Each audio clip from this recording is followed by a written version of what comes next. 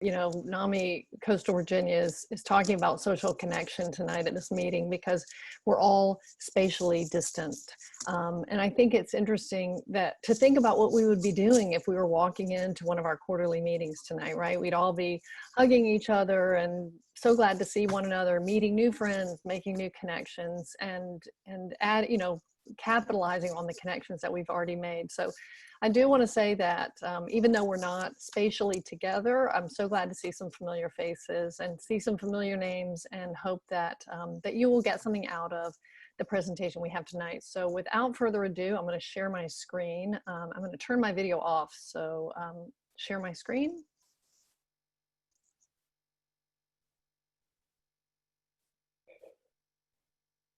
Hopefully, I'm going to share my screen here. Okay, here we go. So tonight, as you know, you came logged on because you know that I'm going to talk about mental health and aging and the importance of social connectedness as we age.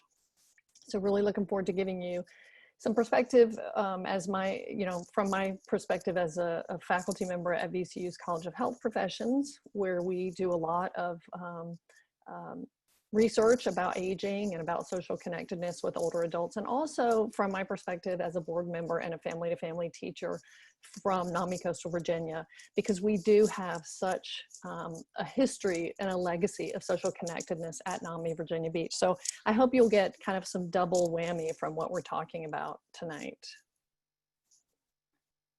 You can see from this slide, this is the World Health Organization's definition of health. And they said this 75 years ago. And it's hard to believe that we have for so long been thinking about just looking at health from a physical perspective and are you sick or are you not? Because really health is being completely physically, mentally, and socially healthy. It's not just enough to say that we're not sick. And if we want to embrace and have healthy communities, we really need to embrace whole person health. And here at NAMI Coastal, we have been advocating and supporting good mental health for so many decades. And in doing so, I think we really have an understanding that social well-being is a critical part of mental health, total health, actually. If one of those areas is out of balance, then a person isn't totally healthy. So a lot of you who are here tonight, you probably know how to get care for physical health problems, right? It may not be easy, but you know how to do it. And if you're here with us at NAMI Virginia, you probably understand what helps with your mental health. But this evening, I want to talk about why social health is important and how we can access social health resources, including some of the things that we offer here at NAMI Virginia Beach. Humans, there we are, right? That's us at NAMI Virginia Beach. We're social beings. We have very solid evidence from the fields of evolutionary biology and psychology and neuroscience, and all of those show that we survive best in groups. And we have developed really this natural affinity for socializations, right? Humans are comfortable when we share connections, we share emotions, and when we have support from one another. So those of us here at NAMI Coastal Virginia who've been here for a while, you understand this inherently, right? You see the positive benefits of our support groups and our events. And we know that people want to share their stories. We all want people to know our histories. We want to connect with other people who understand our stories and who are empathetic to us and hold us accountable. And we all feel stronger when we know that our social circle, our friends, our family members, have our backs. And there's a lot of scientific evidence to show that when our social networks are missing or reduced, humans experience really significant mental and physical health consequences. I don't know why I cannot get this to go to the next thing every time. Older adults are at risk for reduced social connection. And now people of every age can feel socially disconnected, but older adults are at increased risk for both loneliness and the negative health outcomes that result from loneliness. As we age, some people can experience those reduced social connections because maybe their children leave home or their family members live far away. People who retire, maybe they lose contact with friends and social connection at their workplaces. As we know, of course, older adults are more likely to experience the death of friends and family members. Some elders, maybe they don't have access to drive or can't get onto public transportation, or they have some kind of physical conditions that limit their ability. They can't necessarily do like the rest of us and go out to a restaurant or go to the beach. Chronic illness, sensory impairments, vision, hearing problems, all of those can steamroll and really hamper an older adult's ability to easily participate in those social activities and relationships that some of us kind of take for granted. It's really important for us, I think, as we have a larger aging population in the United States and a bigger number of people who feel socially isolated or on the rise, it makes it more important for us to be aware of the causes and impacts of social isolation and loneliness so that we can devise reasonable strategies to overcome those. And so I'm going to talk about some of those in the next slides. As a gerontologist, I am really concerned with healthy aging. Gerontologists promote social connectedness as an evidence-based prescription for healthy living across the lifespan. Studies show that people with strong social networks are happier. One study showed that even 70% of our happiness is directly related to social relationships. And we know that increased social activity raises our self-esteem, it promotes well-being, it staves off cognitive decline. Research also shows us that people with strong social connections live longer than people who are dissatisfied with their social networks. People who are lonely are also at greater risk of suicide. Strong social connections, I think, are associated with about 50% increase in odds of living longer. So we're going to live longer, and not to mention that we're going to be happier and we're going to feel good about ourselves, right? So what's not to love about that? We really need to make sure that we're taking care of ourselves holistically, and part of that, of course, includes social health. Pediatricians and developmental psychologists, including those who work at VCU, tell us that the very first bonds that we develop as newborns have lifelong implications. Infants who develop really strong bonds with their caregivers have better outcomes. They have better emotion regulation. They develop cognitively much faster and better. They have much more positive social connectedness. And then we see teens and young adults, they're finding their way in large social groups or maybe just in small intimate circles where they feel safe and have close support. And then as we advance through adulthood, our social circles can change, right? We've all seen that. Maybe they're a little smaller because we have jobs and parents and other roles come into play. But we all seem to kind of settle in with this social group of a particular size that makes us happy, or at least the socially healthy among us do that. But I talked a few minutes ago, there are these factors that can influence our social relationships as we grow older in a negative way. And so we need to keep in mind that as our social networks evolve, we as individuals and as community members need to devise strategies so we can keep those social networks strong across the lifespan. And one of the things I want to make sure I say here is that social connectedness levels will vary by individuals, right? Some people are much more social beings than others, and they want lots of big events with tons of friends and family. And other people maybe just like one or two really close friends that they share a lot of intimacy with. You're only lonely and socially disconnected if you're unhappy with the number of and the level of relationships you have, and everyone is different. So being alone is not the same as being lonely. Reduced social connections are tied to all sorts of risks for older adults. They have an increased risk for illness and injuries to go untreated because maybe there's no one there to help them recognize the need or to help them access care that they need to prevent illness or cure illness or bring them back to full health. It can also impact older adult safety, which is kind of, I think, on people's radar, but think about it, there's really no one around to make sure that they're not being abused or neglected or exploited by people, sometimes the same people that they're isolated with. Lonely adults, when you think about it, are more likely sometimes to pick up the phone when they don't know who the person is on the other end, and they're more likely to stay on the phone with telemarketers. And we all know that that's a threat, risk to be taken in by scammers. Loneliness is at epidemic levels. I guess I should back up there and say there are lots of COVID scams, and I encourage you to Google phone-related COVID scams if you're interested, because there are lots of them out there. Loneliness, to get back to that, it's at epidemic levels in the United States. There was an AARP report in 2018 that showed that 1 in 4 Americans do not have anyone that they can talk to about their personal problems. That's 25% of us don't have a single person we can share with, and that's frightening. There's another large global health services organization called Cigna, and they actually really responded to this epidemic, and they issued a 2020 loneliness report. That we even need that is kind of scary, right? And they found that 3 in 5 Americans find themselves lonely. They report that they feel loneliness, and that number has been steadily increasing. And when you think about all of the issues that we're talking about tonight, that can create layers of distance between us.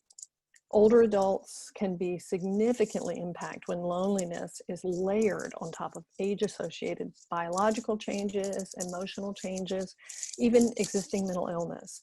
So all of those layers contribute to these complex issues that really need holistic assessment, holistic approaches to problem solving, because we're really complex individuals, and we don't get more alike as we age, we get more unique, because everything that's happened to us in our lives, it's just happened to us. The pattern is so individual as you age. Aging isn't the only risk for loneliness. Certainly there's some individual characteristics that impact on older adults' loneliness and social isolation as well. The National Academies has found that social isolation and loneliness can be compounded for LGBTQ adults, minorities, immigrants, and those populations often have encountered stigma or discrimination already, not to mention because they're aging. And racism and discrimination that happens across the lifetime, we know that's a huge topic right now, and that is associated with social withdrawal in many places. So we need to be aware of these impacts and work against them so that we can build and maintain social connection for diverse elders, and also build inclusive social connection. I should also just mention that men in general, older men report being lonelier than older women. And interestingly enough, very crowded urban and suburban populations report being lonelier than people who live in rural communities, which I think is pretty interesting finding. Loneliness and isolation have serious physical impacts. I know you're asking, what does that slide have to do with anything? And I'm going to get there. Feeling socially disconnected plays a part in our ability to prevent diseases, because it increases inflammation across our systems and it suppresses our immune systems. Connectedness is also related to our risk for certain health conditions, and it even impacts the behaviors that we are willing to take to keep ourselves healthy. Like, do we adhere to our medication prescriptions? Do we follow our doctor's advice? Do we go and seek doctor's advice when we need it?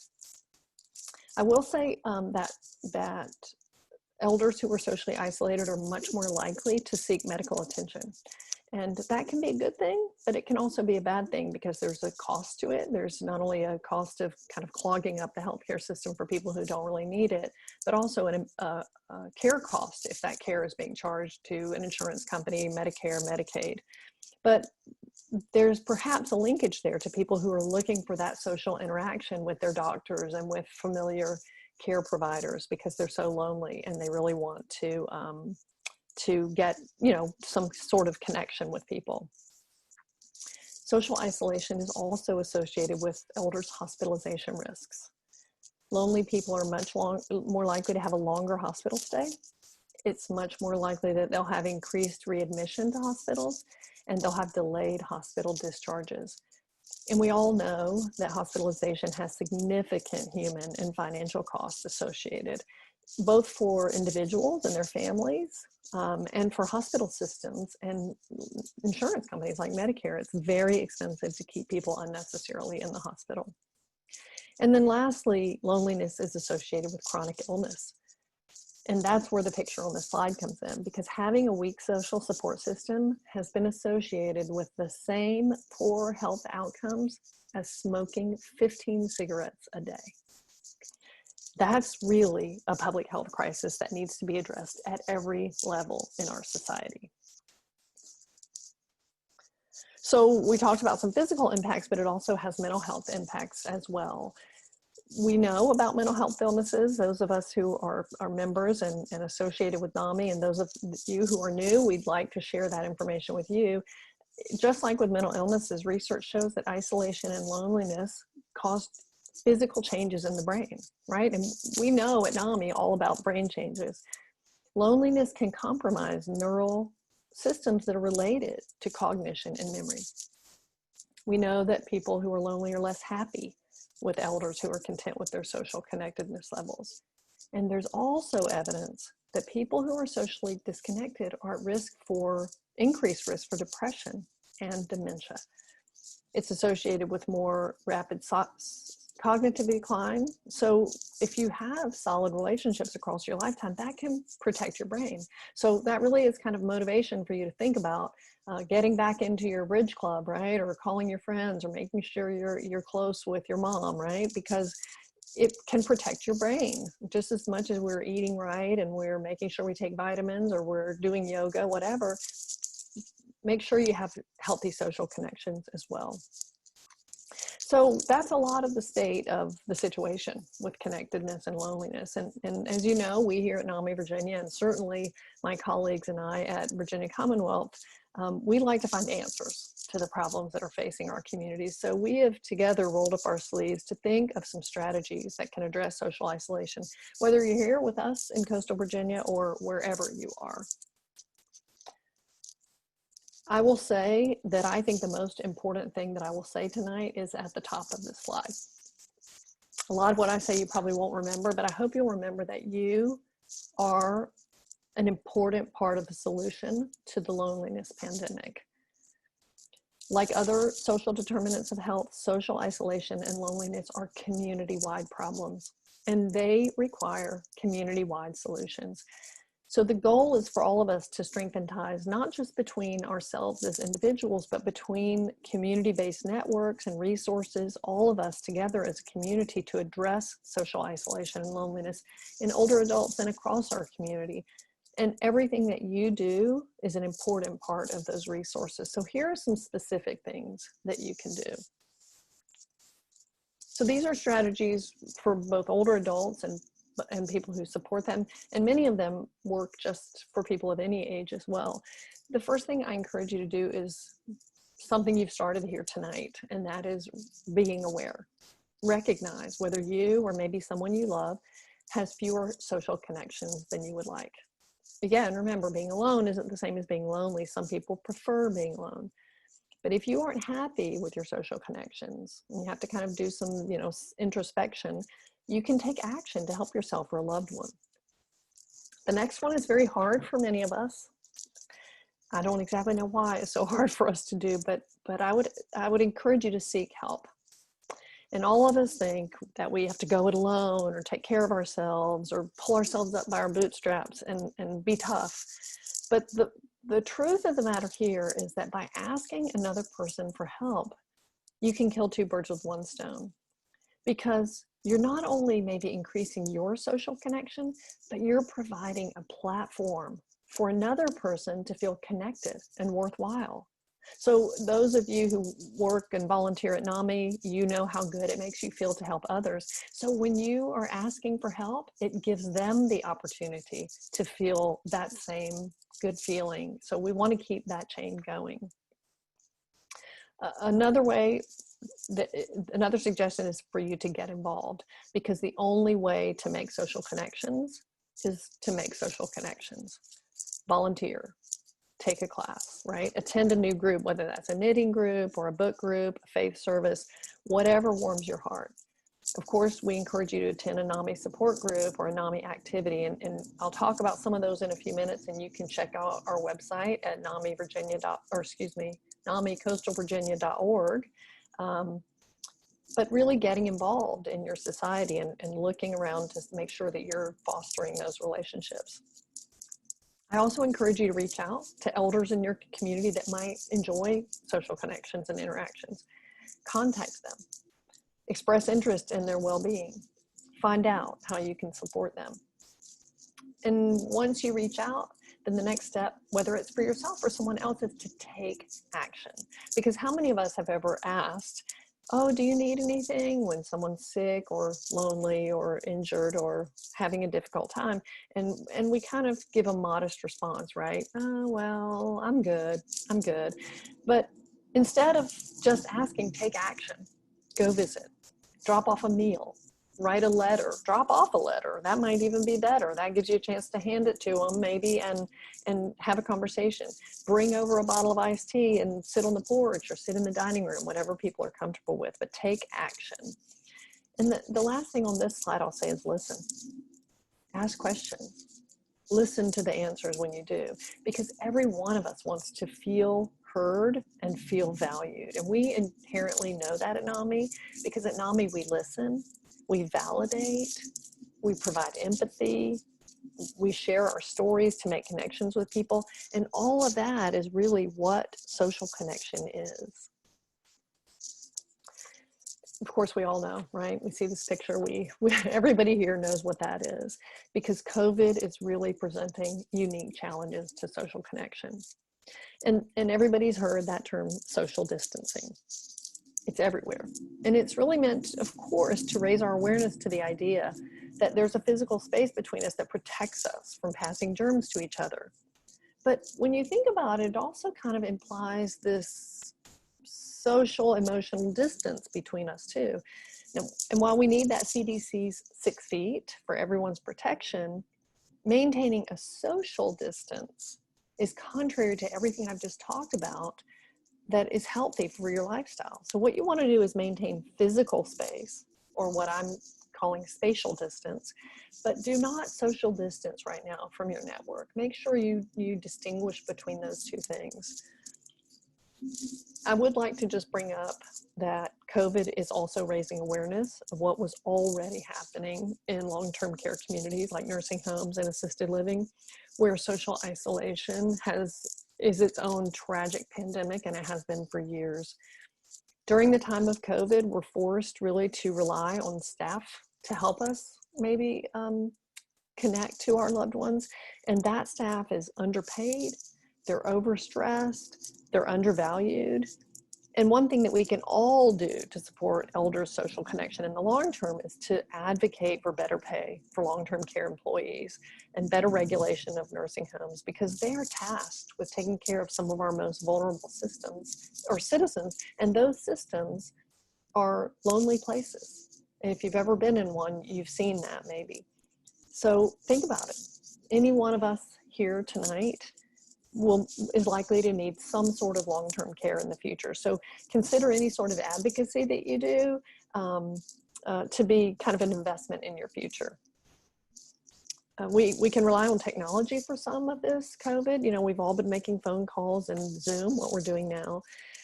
And it's helped us maintain connection with some older adults. A lot of elders, unfortunately, can't depend on technology, especially people who have dementia.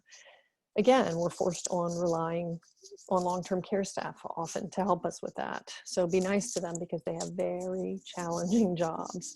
And they are a critical link between older adults and that are locked down, who are locked down in long-term care communities, and those of us who are on the outside. So when you have the opportunity, I encourage you to think about volunteering in those communities. But beyond the long-term care communities, just a couple of suggestions that we've seen working at VCU. One is writing letters to people who are kind of quarantined or self-isolating. Old-fashioned chain letters among families. I'm seeing people start to do that, where you write to your sister and she takes that letter, adds to it and sends it to your mom. And, you know, the chain goes on and on with a family member, and you kind of have a group or a list, and it goes through that list and comes back, and everybody's seen it in a circle.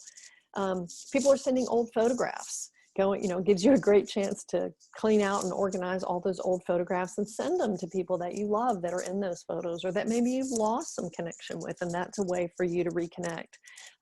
One of the things I'm doing is my father-in-law is at a nursing home, and I'm sending pictures out of the paper twice a week. They have wildlife pictures, and they have a lot of birds in there. So I send him those from the newspaper, and it gives us something to talk about, what he's seen. So just something small that you can think of to do that would help that person and also help you, because I love doing it. That might help that person connect to those of us who are on the outside. Although I say I'm on the outside and I'm in my room self-isolating myself, but we all know how that goes. If you do know of a care community that's doing window visits, try to stop by. Bring your pet. They love to see people out the windows. Unfortunately, that doesn't help people who are on upper floors. Those strategies, and we're trying to find out more strategies for how we can do this in the long term. And there aren't a lot of great suggestions for people who are really locked down, but we're working on it, and we will keep working on it, and we'll keep sending out information as we come up with more strategies. Because even after COVID, we really need all of us to have strategies in place to start and restart and continue and improve our social engagement to reduce loneliness. So we have a lot of things that we're doing here to try and get some social connections going. I have coastal chats up here, and those right now are not social networks so much as education, because of course we're having to have them online. We're hoping at some point that those coastal chats might be something that we could do in person, but they are a way for you to get information and to share that within your social networks, because sometimes having new and different information is a great way to reconnect and say, hey, Jen, I heard about this thing on Coastal Chats. I know, somebody in your family is dealing with that, or you're dealing with that. Let's talk. And so you can use that as information that will bolster a social connection that you already have. Those are available on our website. We also have this wonderful NAMI Llama Social Club. Right now, that's not meeting, of course, due to COVID restrictions, but we hope to be back online when it's feasible to bring games to play, crafts to share, people share snacks. Again, we'll see how COVID works out, but it's really just time to connect socially, and it's been very well received. We have art wellness classes. Typically, those would also be at Beacon House on the first Saturday of every month at midday, but right now we're meeting online. And if you're a NAMI member, all the supplies for that when we do meet in person are free. And remember that we have memberships that range, across the board. So, if you need a supported membership, you can certainly call us and talk to us about that, or give us an email. And of course, our largest social connection groups are these family support groups and NAMI Connection. And I see, thank goodness, I see some family support groups here. I can't see everybody on the screen, but I definitely, I see Jane Callahan here, who's been so great at family support group, and I know there's some others. I also see some connections facilitators here. And so I just want to shout out to all of you and say how much we appreciate the fact that you guys are supporting these wonderful community social connections that are led by peers. And so those are some of the things that we're doing. We are open to do more things. And so please be in touch with us. And I would like to say that if you have suggestions for combating older adult social isolation and loneliness, I would love for you to type them into the chat box. And if you have questions, I can certainly, when I turn the slideshow off, I'll be able to see those questions. And then I just wanted to pop up here and say, remember, we are still online. We do still have contact at namicoastalvirginia.org. You can email us, and then please follow us on Facebook and Instagram. And that's all I have. So I'm going to stop sharing my screen and see what you guys have to say. So thank you very much for being here today. Virtual hugs to everyone. And like I said, seeing all these friendly faces really does get me excited about renewing some of my social connections. I owe some phone calls to a few of you guys.